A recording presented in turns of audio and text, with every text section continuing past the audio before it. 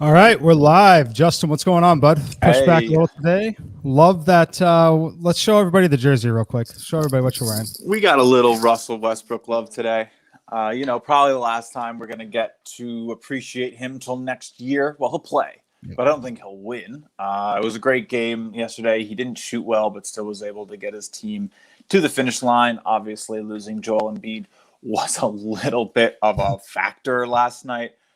Just a little bit. Yeah, just a little bit. But we had some great games last night between those two. I actually enjoyed both games, even if the Jazz ran away with it a little bit. Memphis did try to mount a comeback, so it was enjoyable.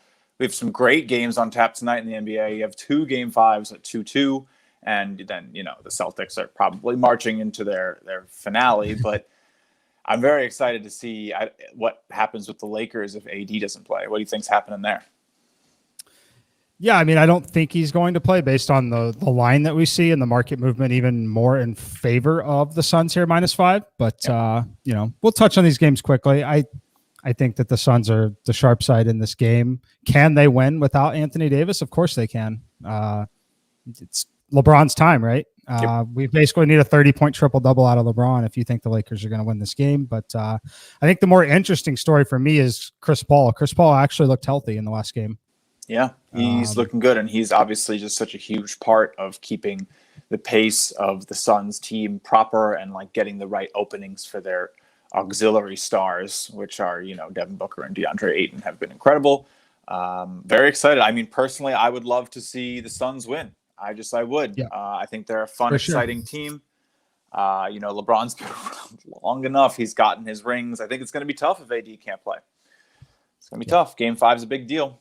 They're only going to need to win one more. Yeah. But anyway, how's baseball looking for you today? Baseball is very interesting. That's for sure. I haven't got a ton. Well, I guess we might have some movement on this game. But anyway, if you guys watched the early edge on Sportsline, I played the White Sox today. Massive discrepancy in price across the market. I had them at plus 143. For a second, they were firing off at plus 125 on DraftKings. Just a massive 18-cent difference in those price points. If you watch Early Edge, I gave all the reasons why I like the White Sox in this game, why I like the pitching matchup for them. Do you have any thoughts on this game at all?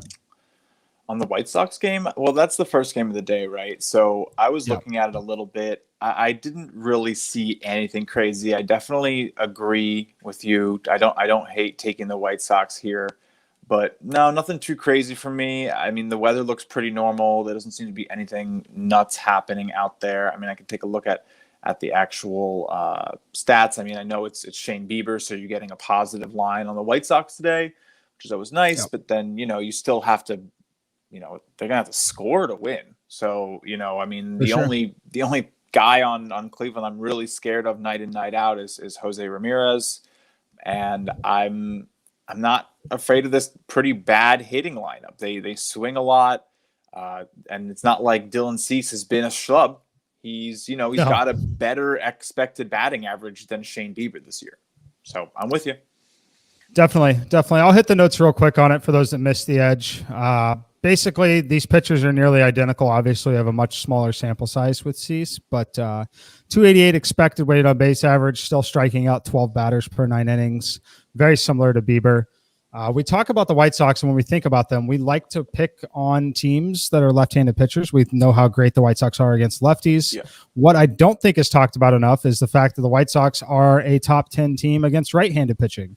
They rate 8th in weighted on base average against right-handed pitching. The Indians all the way down to 24th. I give the Indians 52% edge on, in terms of being pitching, 52-48.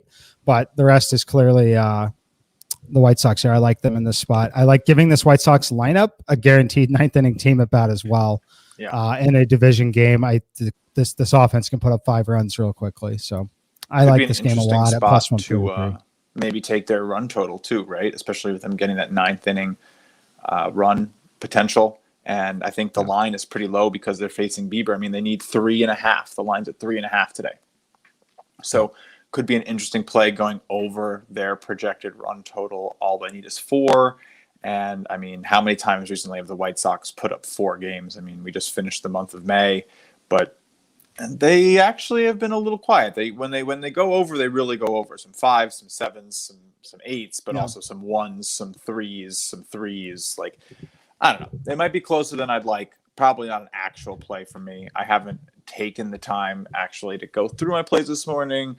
Tuesdays are notoriously busy for me. So anyway, we can keep going, and I'm probably half doing my research right now. It's pretty great. So the Baltimore Orioles are hosting the Minnesota Twins. We have Pineda is playing. Is it my favorite pitcher ever? It's not. Oh, it's Zimmerman. It's not. Okay. Zimmerman. Yeah. Yeah, he's not that great though. Expected slugging on him is 552. Are you fading him? Are you taking the Twins offense if you had to? Where would you fall on this one? Yeah, this is another one that I think you can lean over if you want to.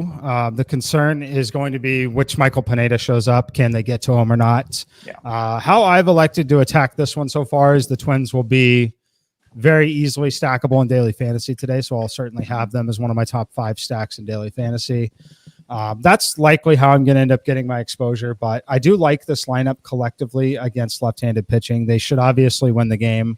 I think that if I could have gotten this number at 8.5 on the total, I would, but yeah, I like the way they hit left-handed pitching. Obviously Nelson Cruz, Josh Donaldson, Garver both project to be above average hitters against left-handed pitching. Yep. And Zimmerman is just absolutely terrible. That's what I figured. So. Oh, sorry, Siri. That's not what we need from you. Siri knows what's up for sure. Yeah, we're getting a little extra help today. We have a third member of our show. Let's bring her in. No, but anyway, yeah, I'm with you. I really do like the overplay. I think even at 9, the projected run totals look like they're going to be closer to 10.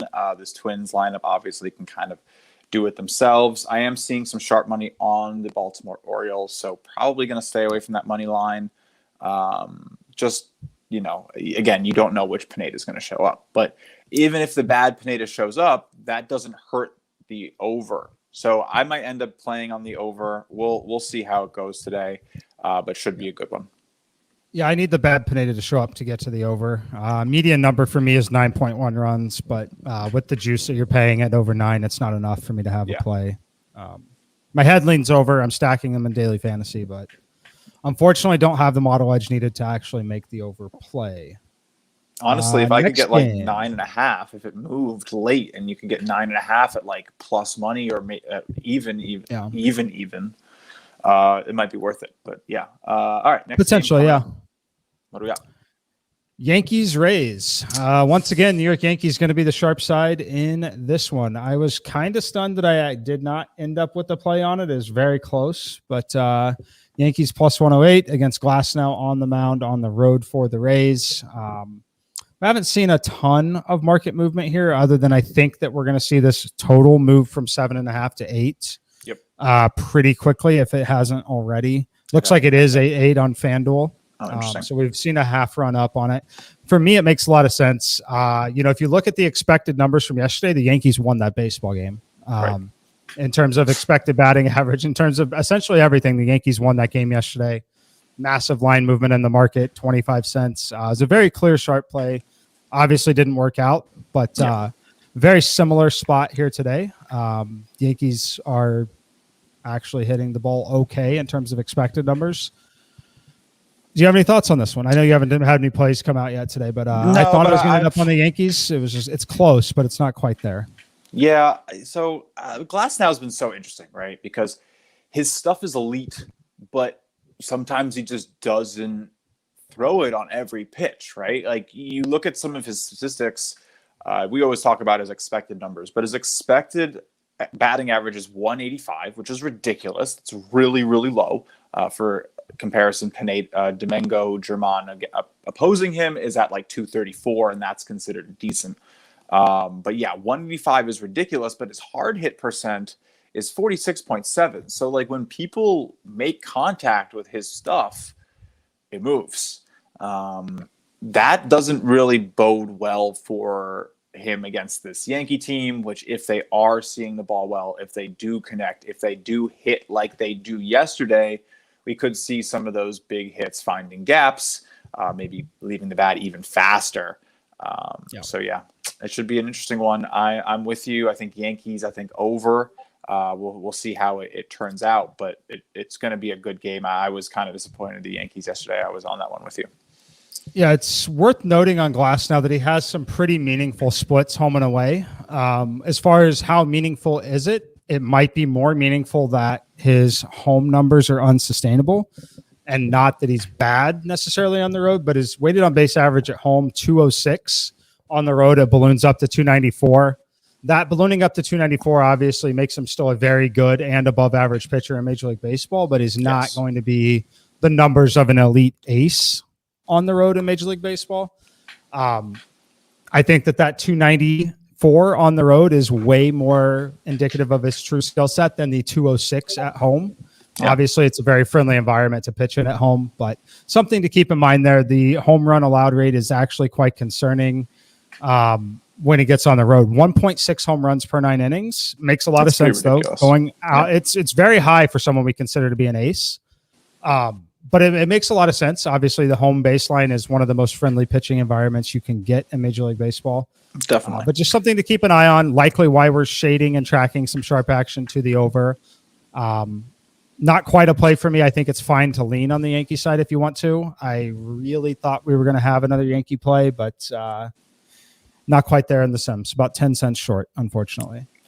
Yeah, I'm weirdly seeing 97% of the money on the under on the action app. I just that's not right? When that happens and the bet percentage is 50%, that's just an error. So okay, we'll relax there. Their systems project 8.2 runs, so they like the over 2. I happen to think it's the right contrarian play. It looks like, that's the type of thing that you would just want to say, all right, well, Glass now leaving Tampa Bay, Yankee short porch. They really took the freaking laces off the ball a little bit yesterday, but just couldn't find their spots. So, that stuff comes back around. Things progress to the mean. So they should have had a couple of those hits yesterday. Maybe we see balls that they shouldn't get hits on falling today. Like, that's kind of baseball for you. But anyway, I don't need to spend too much time on the Yankees, who just hurt me every day.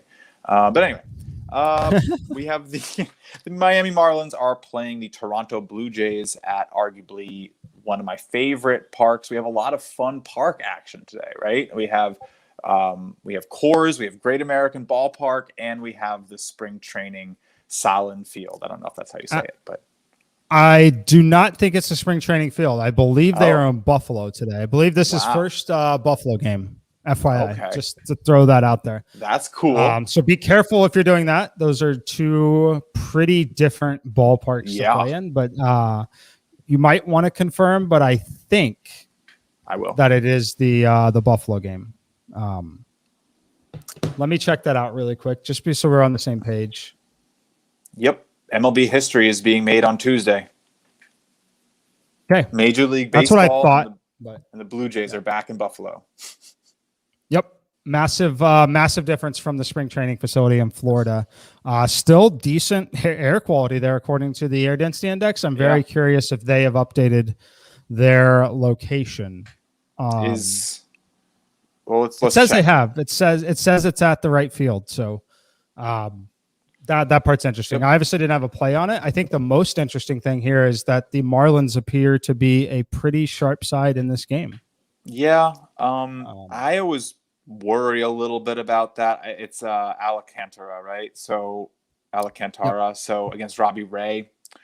I don't know. It looks like they're the sharp side. It looks like there's money on the over, but I think actually if I was going to play it, I would take the Miami team, but that's tough for me. This Blue Jays team is dangerous. It's probably stay away and see what happens. Yeah, not for me. I don't have any sort of edge there. Really pretty much right on the market, at least when it was opening. It might move to the point where I actually have an edge on the Blue Jays. Probably not going to end up playing it, but if it keeps dropping, I mean, Blue Jays open minus 165. They're down to minus 150. That is a 15-cent move is pretty significant here. Yeah, definitely. Marlins, you can still get them plus 143 at William Hill. They open plus 152. A lot of sharp signals in the market overall on the Marlins, considering 70% of the action still coming in on Toronto there. So it's a stay away for me for sure. Again, I might have slight value on the Blue Jays if they fall to about plus or minus 142, minus 143 range. But overall, it'll be a stay away. Watch it and be very interesting to watch, though. Yep. It's interesting that the juice is on the under here today. I can get plus 105 on 8.5 over right now, which is very interesting.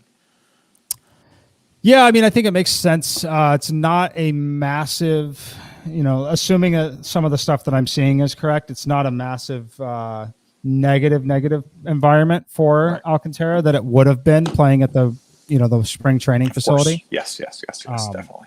So I think that is part of it. I guess we'll find out. But next game, we have the Reds. Reds are hosting the Phillies. We sort of called this one right yesterday. Reds went off. They're back at Great American Ballpark. They teed off on the Phillies. We mentioned that we really liked this play from Zach yesterday. He got it right. Yep. We got it, I guess, right too. But that was fun. I think we're sort of in the same position again, right? I mean, we have Aaron, Nola, and Gray, but I don't know if the Great American Ballpark is going to be nice to either pitcher. It could very well be another day to go over in Cincinnati. And any real thoughts on this one? I mean, the lines are pretty dang close. Yeah, no, I mean, I think everything is relatively efficient here. The closest thing I would have to a play is going to be the over. I believe that it's still sitting 7.5. It is. I like that. I like that a lot. To be honest with you, I'm kind of skeptical. I'm kind of shocked that it didn't open at 8. So my median number on it here is going to be 7.8. It's enough to have a play or at least a strong lane on the over at that number. 7.5 is a pretty significant number versus 8. So I'm a little I didn't worried. play it, but I don't hate it. 2/3 of the public is on the over. It opened at plus 105 at 7.5, and now it's moved about 15 cents to minus 110, minus 115. So it's definitely getting the sharp action. Could see it close at 8. Very, very well, especially if I sit here and you sit here and we both say we like it, and I say I might put a small bet on it, and blah blah blah blah blah. Like, I wouldn't be shocked to see this one at 8. I might actually play a little bit on it. I've always looking for a little bit of fun, but it's not going to be a big bet. It's going to be like 10, you're muted bucks. here, bud. I don't know what happened. I lost you. We still there? Hello? I can't hear you. Maybe it's just me. How'd that work? You're good. It's just my air. Okay. You've hit something. You're all right. You're all right. Cool. Bud. All right. Glad to hear that it wasn't anything too significant. But yeah, I'm very interested in playing this over. I'm probably going to grab like a small play on it. I don't necessarily think it's going to make it to like my full sheet or garner a full unit from me, but it's definitely something I'm looking at and considering. And what is the Great American Ballpark at right now? Let me pull it up. Oh yeah, 16-8 in 24 games at the park have gone over. Yep. So pretty crazy. And I think Phillies have gone over in 6 of their last 10 too. Both these teams are over heavy teams. They both have good hitting lineups. Nola, of course he's going to scare you, but this is a contrarian play, right? This is the play that no one's really thinking, oh, Nola and Gray, let me go. Oh, wow. Wow. Wow. Wow. I guess you know how that feels now, huh? Yeah, I guess so. I'd like to make a comment on this one before we move on, though. Sure. I think that I also be relatively comfortable playing it. We always look at umpire data, right? Gabe Morales is going to be the home plate umpire today for the Cincinnati game. He's tracking, it's only had obviously an 8-game sample size this year, 4-4, trended towards the over in the last season, a little under, but he's been a very neutral ump in general. However, the last few games, incredibly interesting. Do tell.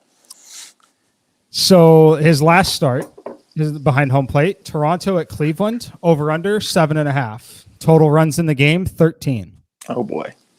Start before that, New York Mets at the Tampa Bay Rays at Tampa. 7.5 total. Actual runs, 17. Wow. One start in there, New York Yankees at Tampa, over under 8. Total runs, 4. And then Toronto at Oakland, total 8.5. Actual runs, 14. So he has called balls and strikes at home plate for 8 games this year. 4 of the 8 games have seen at least 11 runs. Wow. That's a little high, wouldn't you think? It's very high. It's so very high. Yeah, I don't hate that one. So maybe that's that one maybe makes it onto my sheet. Who knows? Oh man, a gorgeous hair day. What's up, Twitter? I was very excited to be broadcasting on Twitter today. That's a fun one for us. Twitter is just new. wanted to say hello to everyone. But all right, what else is coming up? We have, oh man, this Washington Atlanta game. I took the over last night. We had 7 runs in 3.5 innings, and we couldn't bring it home. We couldn't even push 9. I think you're going on this game, right? Yeah. I have the over tonight as well. Well, it's already moved to half. Yeah, it's on the move a little bit. Let's see where I'm at currently at William Hill. It did open at 8, up to 8.5. I think this one personally should close at 9. We'll see where it goes from here in the market, but definitely a friendly hitting environment. Now that the Blue Jays are playing in Buffalo, outside of Coors Field, this is the best hitting environment in baseball. Very friendly weather conditions overall here. Yeah, it looks like I'm going to probably end up getting a lot of closing line value, or Cleveland Indian, as we like to call it now on this one. But 8.5 minus 120 now on William Hill. I think this one will flip to 9 by the time this first pitch is thrown. Love the weather in this game. Love the over. Mentioned it on the early edge. If you haven't watched the early edge, go do it. Basically talked about Strasburg. Just do it. Just watch it. It takes like 10 minutes. You'll be fine. Strasburg not been good since he returns. 348 expected weighted on base average. I think the most concerning thing is a strikeout rate below 10 per 9 innings. If you know anything about Strasburg, the reason why he's been so good and effective at points in his career is he has that basically 13 strikeout per 9 innings. Dropping that to 10 and having a weighted on base average below league average while still a small sample size, not good. Nope. Definitely not an ace anymore. Yeah, he just doesn't have what he used to, right? He isn't the guy that he was. It's been a couple years. He's been through like a couple surgeries.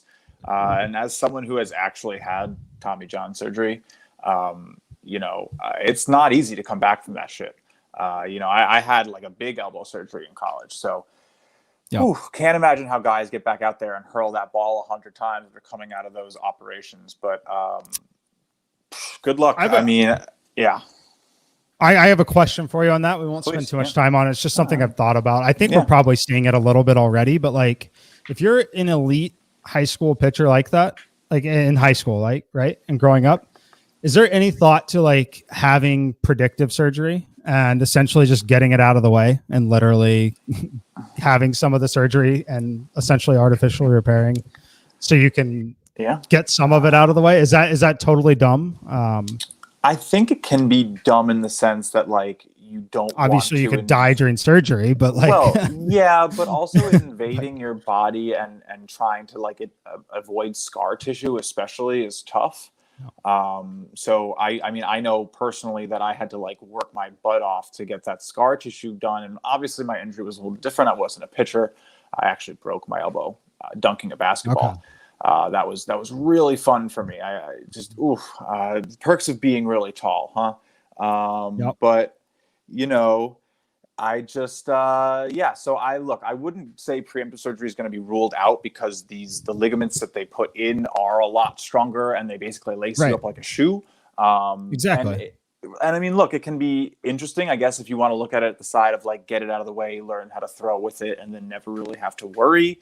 Sure. Are you going to get kids? Are you going to get kids trying to get ahead of it and potentially risk getting that signed contract? I mean, I don't think Strasburg would trade the money for the risk of being a better pitcher for longer. I mean, he got paid, he got what he wanted, and you know what? His career is going to be over 5 years sooner. He's going to get to go sit on the beach. So, it's fair. Who knows? Who knows? I mean, as technology continues to advance, if that becomes more of a routine operation, like I could see that argument a lot more with like a lineman's ACL, right? Where you just you go in and you repair and boom, and it's a little different.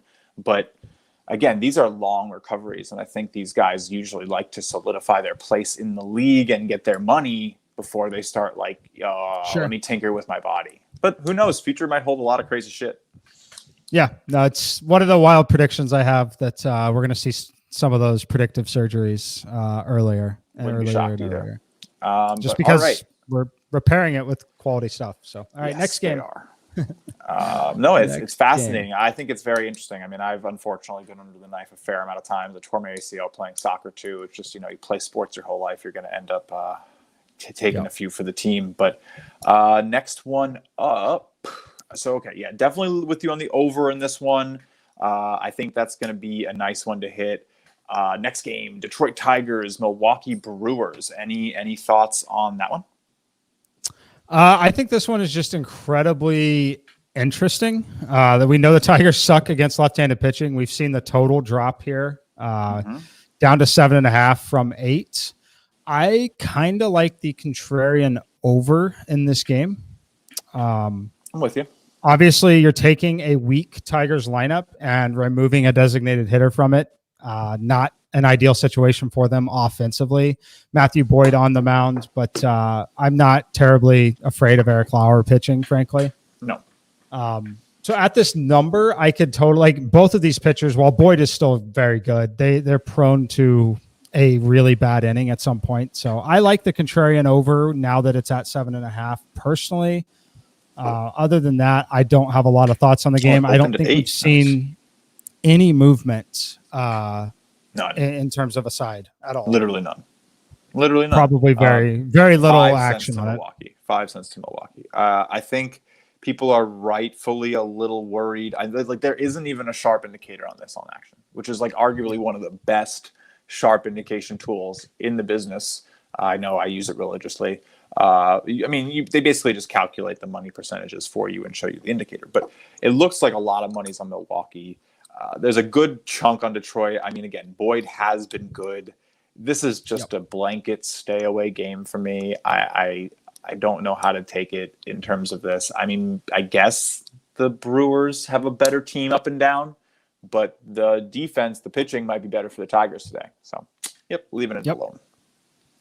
Yeah, easy stay away. Nothing one, crazy in the weather either.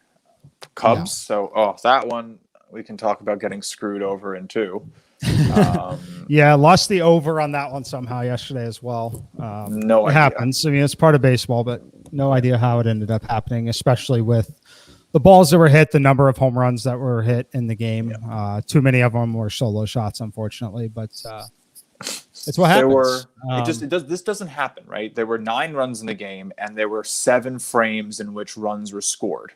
That just is so rare in baseball. I'd be very interested to find out how many times that's happened this year. It probably is low.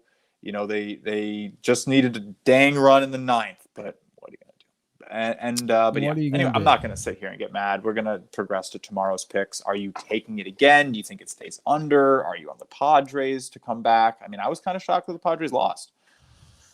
Yeah, I mean, I expected more out of the Padres offense, frankly, but the Cubs are the sharp side in this game. Model actually supports it a little bit as well. A lot of people want to back the Padres. A lot of people think the Padres are very good. They are. They're very exciting. The question mark is always Kyle Hendricks. Like, is he locating or is he not? Because if he's not, dude's given up 5 runs in the first 2 innings, especially against this lineup.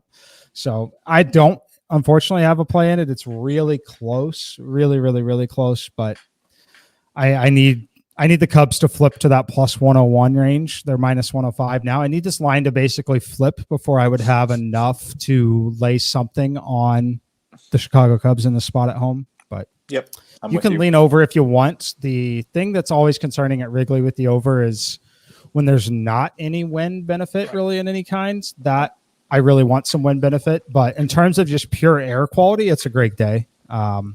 Relatively low air density index for this game. So if you want to lean over 8, I certainly don't hate it. It's just your result here is going to come down to whether or not Kyle Hendricks can locate.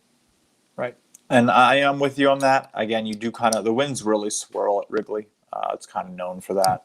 I was actually listening to someone talk about how the new scoreboard has changed some of the wind patterns. It's crazy. It's crazy the things that you could talk about with baseball that people are going to be like, wind patterns from a scoreboard? Are you good? It's like, yeah, we're good. And we know what we're talking about. because it matters a lot. And the moment that wind swirls the wrong way and keeps the ball in the park for 5 feet, like your home run isn't leaving, that extra 3 seconds of lift force is going to lead to a line drive, going right into the mitt. So these are all, like, baseball is a game of degrees and seconds. It's kind of nuts. But that's what happens when you have an object traveling at 100 miles an hour trying to hit a bat that's, about the same diameter. So regardless, Boston Red Sox are playing the Astros. I ate it here too yesterday. I gotta go back to the Cubs game. Oh, please go ahead. Please. Yeah. So we have another very interesting umpire situation in this one. I would consider it to be very interesting. It's a smaller sample size, but Anthony Fletcher, home plate umpire in this one, dating back to last year now, is going to be 17-12, about 58% towards the over. His games this year have been absolutely insane on the over. 5-3 so far. Again, only really small sample size. Last game out, over under was 10. There were 18 runs. He has a 14-run game, a 15-run game, a 23-run game, and an 11-run game in there. So the 5 games that have gone over that he's called have all scored at least 11 runs. In this one, he's trended over for the last year and a half at Wrigley with good air quality. So could be what I would be most concerned with on here is basically 7 walks per game is what he's calling. That gives you a lot of with Kyle Hendricks. Yeah, I'd be concerned with Hendricks locating, and I'd be very skeptical of the Cubs sharp side. I'd be very skeptical of the total. I think that it's very close to having a play on the total. If I made a manual adjustment for that, I think this total should be 8.5. But if I, some of it's factored in, but that I would need to make a manual adjustment to like really account for what we're seeing there, which is admittedly still a very small sample size of 30 games. Yep. I mean, Ryan Reynolds isn't all that either, right? Like he could play into that hand a little bit. If you're considering it, do it now before it moves to 8.5. Obviously, do not want to add the loss condition. So grab it now while you still have that push condition at 8. I agree. I always agree. Well, not always, but I usually agree with taking lines before you lose loss conditions. You're not going to hear me. No, don't do that yet. No, obviously. But all right, let's move on. I got, in the battle royale of Sportsline experts yesterday of Matt Severance and Larry against me and Zach, we didn't win. But that's okay. I'm still happy with the analysis, honestly, from yesterday. It's just didn't really go the way I wanted. Look, Houston is a bad man. They are mean. They are probably going to be seeing the Chicago White Sox in the American League Championship Series as far as we can predict. This is just, they're the team to beat, unfortunately. They have a good pitching staff up and down. Their bullpen isn't bad, and the hitting is just, I wouldn't want to face this hitting any night. So, look, are they going to probably cool down? Yeah. Have they also scored 26 runs in their last 3 games? Also, yeah. Yep. You can't get me to touch this one right now. I mean, maybe an overplay, 8.5. Garrett Richards is pitching. I could see them going off again. I mean, again, 26 runs in 3 games is ridiculous. That's 8 runs a day. More. Yeah. So I don't know why I shared that post. I don't know what I'm doing over here. I need a producer. We got to get one. We'll take DMs. Just shoot me a DM, unpaid internship to produce for the show. No, but we'll give you the picks early. How about that? But anyway, it's really a stay away. I really can't go back to Boston. I really don't want to chase the Astros. I think there's obviously, a way to play it, probably the over. It looks like Houston's the sharp side and the under is the sharp side. Yeah. Let's move on. I mean, the roof's going to be closed, so that's going to help with the under. That's likely why it's the sharp side, worth about half a run for them at that point. But I think the reason you see them tracking the sharp side, as we mentioned it the other day, but Alvarez is close to returning. We thought Brantley might be, but he's back on the injured list. But I think Alvarez could potentially play today, so that's why. That's going to be interesting. I can't wait to watch that one. But yeah, I'm on Houston if I had to play it. Now, this game, Pittsburgh, Kansas City, seems very interesting to me. I mean, Kansas City kind of took this one handedly last night. They won 7-3. Probably not expecting Pittsburgh to get this win away from home. Any thoughts on it? Are you liking the total at 8? I mean, I'm seeing sharp indicators on Pittsburgh and on the under. So I'm interested to see what you're saying about it. Yeah, I mean, look, I think it makes sense. This is one of those ones where I will basically repeat that a team like the Royals should not be approaching minus 200 very many times throughout the course of the Major League season. Agreed. If you're someone looking for value, I again think you could almost blindly bet these plus 170s and at least not lose any money long-term doing so. Yeah. In this particular spot, I'm not laying minus 180. I love Brady Singer. I think he's great. I'm not laying minus 180 at this point. It would have to be a run line play, and I'd have to be getting plus 118, plus 125, somewhere in that neighborhood to really, really, really consider it. But overall, it's one that I'll watch as a fan. I'll enjoy it. If you want to lean over, I think it's okay. I think that you're technically giving the Pirates offense a boost by giving them a designated hitter.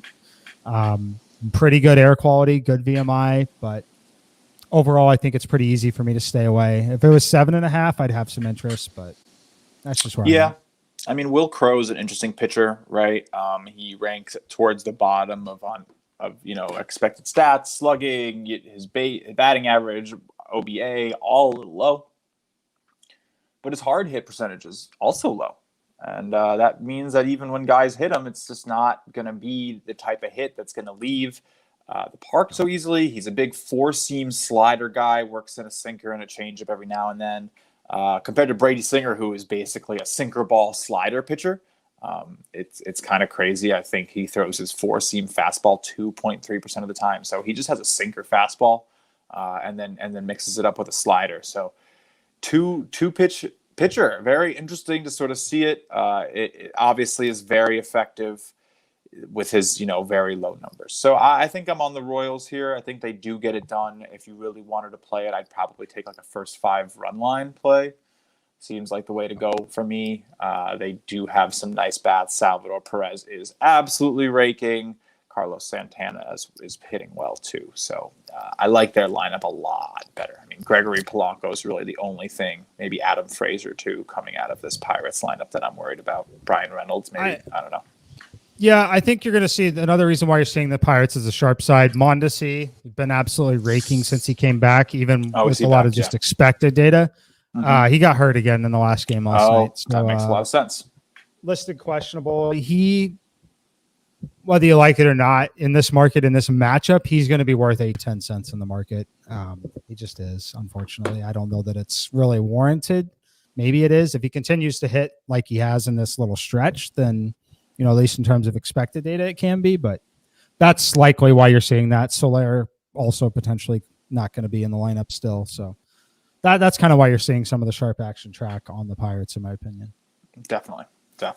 I guess we'll see. I mean, I can see the Pirates taking this game. It's definitely not out of the range of possibilities. We're not going to sit here and tell you that there's no chance and that they should be, even a bigger positive line. I think it's probably a little overpriced on the Royals, if anything. So, as we've been saying. But well, real quick, because I love my probability, implied probability. You do. For those of you new watching, we might have a few on Twitter that are new. Basically, we're talking about the Royals. They obviously should win the game, but plus 162 on the Pirates still gives them a 38% chance of winning in terms of implied probability.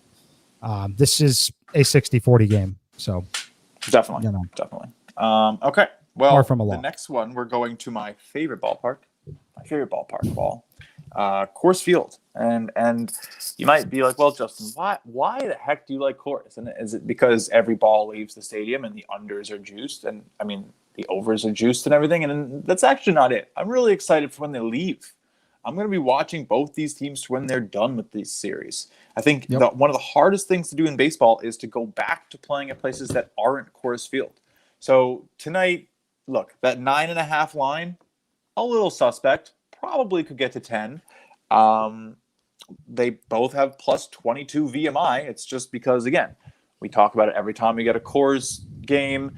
The air just has literally less air in it, if that makes sense. There's less particles, there's less things for the ball to hit. So what does that mean? That means that it flies straighter, both coming out of the hand of the pitcher and going off of the bat. And both these things lead to better scenarios for hitters rather than pitchers. So when they're done, they usually their bodies are correcting, their brains are sort of corrected to that, and then they stink. So we might take the over today. I know that there are like a lot of sharp sides on the under. I don't know. The game could just be 11-8. It just could. So of course, yeah, you always have that that variable there. I think the interesting thing is the movement on it. Like the Rangers tracking is an extremely sharp side in this game. Yep. And then the over-under line opened at 10. It has fallen. This is a rare scenario where you see the line fall at Coors. I might honestly pick it up at 9.5. I don't hate that. Yeah, if you're going to play at 9.5 is certainly a much better number to get at Coors Field than 10 is. Much better to get that there. So I don't hate it at all.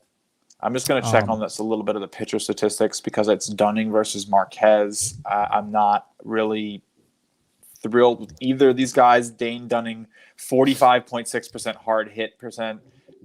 German Marquez, 12% walk rate. Like this could get ugly really quick. And they're both in the Rockies. So yeah, no, I mean personally, I think 10 was the appropriate number on the on this game opening. 9.5, it's more than playable. I think we're, as a whole, collectively, the sharp side of the market is betting on Dunning to kind of bounce back and have a better game than, I think his last start. I think he was just absolutely awful in the last start. I think I bet on him too. Yeah. Yep. But yeah, no, you don't forget that. So look, I'm sure he'll probably spurn me again and he'll go under and he'll have a great performance today after I talk about how I really like the over, but that's how life goes. But yeah, I think Rangers probably a sharp side. Rockies are a lot better at home though. We do look at team totals now and then. I think I talked a little bit about one earlier today on the who was I talking about? Was it the Blue Jays? No, it was Twins, maybe? Twins. No. Twins and White Sox. White Sox have a 3.5 team total, and I thought that was a little low just given their potency as an offense. We do sometimes talk about it if we feel like one team is a little bit, more favored than the other in terms of hitting conditions or a pitcher matchup. But normally I'd say it's not in the general sense of how I look at lines, mostly because we can't put them on Sportsline. I can't put team totals on Sportsline yet. So when that capability comes this summer, you can probably expect a few more plays in that type from me. Yeah. So yeah, some of it is that. Some of it is the pricing in those markets is not as friendly.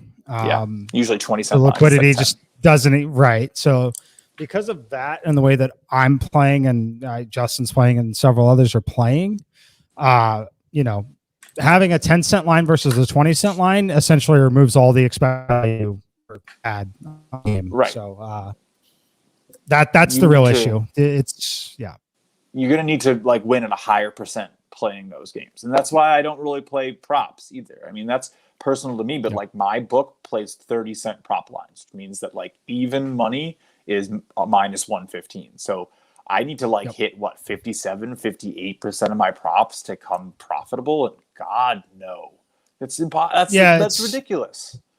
No, yeah, it's ridiculous. And then the fact that even if you are, as you get there, you start to get limited, right? So some markets are there sometimes, I shit you not, where I have to get a rejected to place a $50 wager on a prop.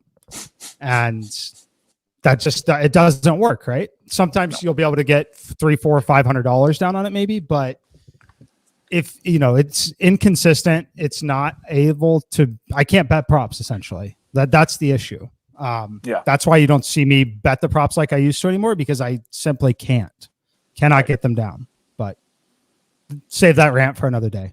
But yeah. I mean, we'll get there. I think as sports betting becomes more and more prevalent, right, you're going to see a little bit more lean towards lines becoming cheaper as like the user base grows, right? As more and more people gamble, the books need to take less money from each person. So fingers crossed that it continues to be adopted. I'm very excited for New York, obviously. I think it's hilarious that like Connecticut is more likely to have sports betting ready by time the NFL season starts. And New York, who approved it at the beginning of the year, is like, oh yeah, the Super Bowl. But okay, it's fine. They're trying to protect us. It's like the same way how you can't like certain like limitations on all this like cryptos crap. I'm trying to buy a gosh darn monkey in a tree out here, and I can't do it because I have to wait a week. But don't get me started. I'll move to New Jersey or come down to Nashville soon enough. But there you go. Anyway. Stroman. Speaking of their Mets in New York, let's look at Marcus Stroman. Road start in the desert against the Diamondbacks, -113 against lefty Caleb Smith. Any thoughts on this? Good. I was just reading a tweet. Great account. Tangio Tier. I can link it. I can retweet him later today. But he was talking about how, well, maybe I could like pull it up. Actually, I can't share the screen because I'm broadcasting from my iPad. But he was talking about some, ability that Stroman has in terms of the way he spins his pitches and like the progression between the spins. And he really only spins his pitches on like two axes that are pretty close. And what the hell does this matter, Justin? I'm just trying to win a bet. Well, the idea is that when he is on form and his pitches are coming out looking the same in terms of the gyroscopic motion, it's very hard for hitters to tell which pitch he's throwing. And again, you only have a blink of an eye for your brain to try to register what's coming out of a pitcher's hand before you need to swing at something 40 feet ahead of your brain. So it gets to this like relative point of impossibility when your pitches blend so well together. And just really touching on this quickly, I think there was like an image yesterday of Jacob deGrom's release points over every single one of his pitch, and it looked like a single dot. Like these guys, these Mets pitchers throw their pitches from the exact same arm slot every single time. The ball follows similar motion until the end when it breaks differently. And if you have any chance of hitting that, it's mostly dumb luck, I'd say. And maybe some feel. Like there's obviously good hitting, but a lot of these guys are just clean swings, good motion, and then go up there and hope you hit it 30% of the time. Welcome to baseball. I think the thing that needs to be I think the thing that needs to be looked at more, it's something I used to try to when I spent way more time individually, manually doing things during the games. But I think what needs to be tracked and looked at a little bit here too is different release points, arm angles, all of that on back-to-back days. So like, is Marcus Stroman benefiting from pitching behind Jacob deGrom tonight? Right. I think that is something to potentially look at. The thing about Stroman, and I've talked about it with Taijuan Walker, and it may be literally related to pitching around Jacob deGrom. They are both two candidates for me that are still major regression candidates based on the expected data. I never want to call a blow. I love Marcus Stroman. Great guy. Great kid. Yeah. If there was a spot for him to blow up and have a bad game, this is most definitely it for me personally. 260 actual weighted on base average, expected number up to 312. We're talking 52 points of difference. That is incredibly meaningful now that we're talking 233 plate appearances, 170 balls in play. It's to the point where it's definitely not just noise, in my opinion, at this point. So that's just my thought on it. I think that now you send him to an obvious negative park shift. The team that he's facing isn't great, but it is a negative park shift for him. It's one of those where it's not going to shock me at all. Like that 312 number makes him closer to a league average pitcher than a really, really high end pitcher. Now that league average pitcher heads to a meaningfully worse place to pitch based on his baselines. And, he gets games against Miami. He gets these, NL East games. It's just one spot where I think that someone looking at it's like, okay, the Mets should be -130. And what I'm telling you is why the Mets are not -130. Yep, I'm with it totally. I mean, Caleb Smith also probably going under the radar as a starter. He's got a 27.2 strikeout percent against the Mets team. That sucks. Honestly, they suck. They have one player, Pete Alonso. That's it. After that, Who are you worried about? You get the first batter out in this lineup, and it's like, okay. Francisco Lindor has been awful. His expected batting average is 228. How much do they pay this guy? Gross. I mean, I know the team's hurt. I know they're hurt, but come on, 228 expected batting average is not like professional level. James McCann is at the same level, just so you understand how badly Francisco Lindor has been batting. So yeah, I mean, Carson Kelly, Pavin Smith, Ketel Marte, all these guys are solid for the Diamondbacks. I'm excited to see this one. I think they're probably the sharp side for a reason and might be able to steal this one at home from a good pitcher. That's where I would be at on it, like we talked about. Next game, two lefties on the mound. Heaney and Wood. It's going to be Angels plus 140 on the road against the Giants. You always have thoughts on the Giants. They're your my Giants, man. One of the most profitable teams in baseball. Again, last night, getting a win, 4 straight. They were down early. I actually sprinkled a little bit on them live at a plus money line at like plus 105, and I was very happy I did. But anyway, they're just kicking butt and taking names, man. I mean, again, 22 runs in the last 3 games, actually 30 in the last 4. Those are big numbers. And I'm not really sure that Andrew Heaney is the type of guy who is going to sit them down and calm them down. I mean, they are incredibly powerful at home in terms of just like how much they've won. I'm looking really quickly. The Giants are 15-7 at home, 18-8 when favored. So yeah, I'd probably go grab the Giants on a money line if you want like that bet that shouldn't lose, right? They really feel like that. Now, of course, it's baseball. Anything can happen. Ohtani is a monster, but we are getting the Troutless Angels. Never hurts. I think these are must-win games for the Giants if they want to stay competitive in this division. I mean, they just made a huge statement coming out of that Dodgers series, and I can't imagine that the freaking Angels are going to give them problems. So, well, yeah, I'd probably. You know what I'm going to come in and say? If anyone has followed me for very long, you know what I'm going to come say now. Massive park and league shift for Andrew Heaney. If there is a spot when Andrew Heaney is going to be good, this might be the best individual matchup for Andrew Heaney all season. Yeah. The reason I say that, I know the Giants are good and have been good against left-handed pitching, but massive park shift, night game, doesn't have to face a designated hitter, terrible air quality, ball's going to stay in the yard tonight. Those 3 things help a pitcher, especially one who has been up and down at times, a ton. That's why you're seeing sharp action track to the under on this one. Will they win the game or not? I can't tell you that at this point. Wouldn't feel comfortable in that. I kind of like the under, kind of like the first 5 under. Not going to shock me at all, though, if he has a terrible inning and the Giants are up 4-0 at all. Yep. I think, if you're playing this, you're going to continue playing them on the run line. They've been beasts on the run line. I think they're 7-3 in their last 10 on the run line. So they've just been covering. I don't really want to take a minus 157 or whatever it is. So yeah, leave that alone for me and then go with a run line play. If I had to, that one might make it to sports line, but we'll see. Plus 140. I think that I would support that. Although it's, again, I mentioned the under, but this definitely feels like it could be one of the 4-2 Giant wins. That could be 3-1. I'll take it. I'll take it. But okay. So a couple of games left on the sheet today. We have another one that I don't even know. The over in Oakland, Seattle is the sharp side today. It looks like they both have positive VMIs, and given how I calculated it yesterday, that means it should go under.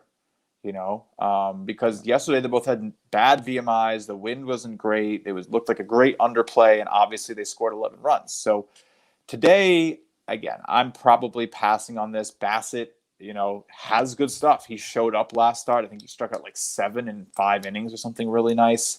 And the Seattle Mariners just aren't all that. So I'm not going to go over. I would lean under again. I would.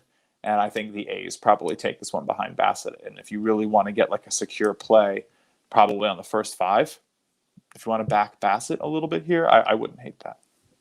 Yeah, I know Larry has a strikeout prop out there, laying some pretty heavy juice on Bassett over 5.5. I think it was like minus 155 or something He at should that get there. number.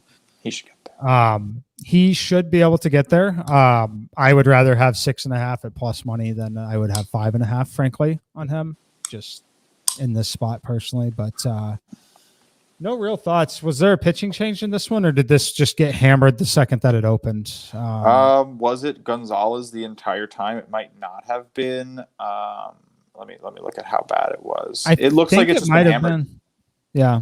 I'm seeing a pretty consistent movement. Like it wasn't like some big one jump. I mean, maybe, but I wasn't really paying attention. Again, Tuesdays are pretty notoriously busy for me. But yeah, I missed the opens big times. I was a couple hours late. Yeah. Memorial Day and everything also didn't help there. But it looks like the public is 82% on the run line for Oakland, which I don't hate. Public's on the under and public's on Oakland. So, I mean, when I start to see 80% of the public on Oakland, I'm like, oh, geez. Like 80%, it starts to get that number where like you want to start backing the book, because the public's not that smart. We're just not. You're not. Your public's not smart, man. It's just so we'll find out, I guess. The books are definitely going to be pulling for the Mariners. That's for sure. No doubt about that. Last one, Cardinals Dodgers. Big movement here. I think is some of the pitching. Looks like Price is going to open this game for them. Get to pick on one of our favorite guys to pick on, John Gant. I got to come in and check on his expected numbers still. Yeah, he's still a big candidate for some regression. 303 actual, 349 expected. The expected slugging has come down a little bit, but interesting. Yeah. Nothing crazy for me here. I mean, probably would go with the Dodgers again. They looked really good last night, right? They're back a little bit. They're back. And the Giants still kick their butt, but I think they're back. They looked really good. I think they walked in a couple of runs last night. This is a team that has a good hitting sense, right? They're going to take walks. They're going to have good batters with a good eye who are going to work counts. 14 pitch at bat with the bases loaded last night, and on pitch 14, we had a double hammered to the gap. It was gorgeous. It was gorgeous, and it hit our freaking parlay. I thought we were going to start the day by talking about this. I really probably should have, but we cashed the plus 640. Right there it is. We cashed a plus 640 yesterday. And now look, you're supposed to give me at least 5.5 days until I hit another one because you're up. But I'll try to get it to you quicker. I think I'm going to start posting them on Twitter after the show too, especially since we're going to be streaming on Periscope. I'll probably put the parlays under the tweet for the video. But tonight, if you had to push me, the lines aren't as big, but I'm definitely going to include the Dodgers again. I'm definitely going to take the Royals over the Pirates. I'm definitely going to take the Twins, and I'm probably going to throw the Brewers in for a 4-legger today. So Dodgers, Twins, Brewers, Royals. I think that comes out to about plus 500 or so, depending on where you're looking and what the books are like. But I like it. Can we donkey it up a little more? Just a little more. Take it and run. You could throw one in there. I know I'm playing. You love the donkey. Okay, I'll give you the 6-leg that pays plus 1,600. Jesus. Because that's really what the donkey of the day is about, right? Okay. We're really throwing all the teams in there. Royals, Giants, Dodgers, A's, Twins, Brewers. Wow. Okay. All on the money line, plus 1,589. That's your donkey of the day parlay. If you want the fake donkey, play the 4-man. But I'm not playing any of them. I never do. I know. And look, here's a really, really fun caveat for me. I am of your coaching tree. I use that pun a lot. Mike is someone who has taught me how to, be a smart bettor, who has, I came into his Discord 8, 10, 12 months ago, probably chasing too many bets and live betting and all this stuff. And with his help, I was able to be like, oh, well, maybe I should build a huge sports model and analyze basketball games.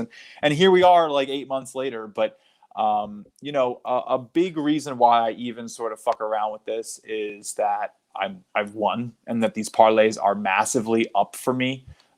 It would take about a week, 2 weeks of losses for me to lose the 25 or so units that I've won on parlays since we started the show. That really shouldn't be. But good luck telling me I'm not a sharp bettor on that shit, bro. Like some, it's been ridiculous. It's been ridiculous. Yeah, now, I do sure. think today is a day it misses. I do think we're going to have some trouble today. I do think we got a little bit of luck of the Monday, which is and definitely a holiday where you're going to see like big crowds and favorites trying to win an open series with a W. You definitely could see the Pirates strike back against the Royals tonight, right? You could see the Dodgers maybe drop the game. You could see the A's maybe drop the game. There's a lot of more weirdness on a Tuesday to me than there is on a Monday. So when we come back tomorrow and the Donkeys have both missed, I've told you so. Yeah, it's definitely to be expected for sure. Maybe in the future shows, if we produce some stuff, we'll have the graphic on the screen and give you the implied probabilities and show you just how improbable. If we get that intern, I think we'll get that coming for sure. But no, we'll definitely work on that. The only difficulty can be, we probably would have to know the donkey of the day beforehand. And usually Mike and I sit here and make it up on the fly as a joke because that's essentially what it is, right? This is a joke. Right. It shouldn't have hit yesterday.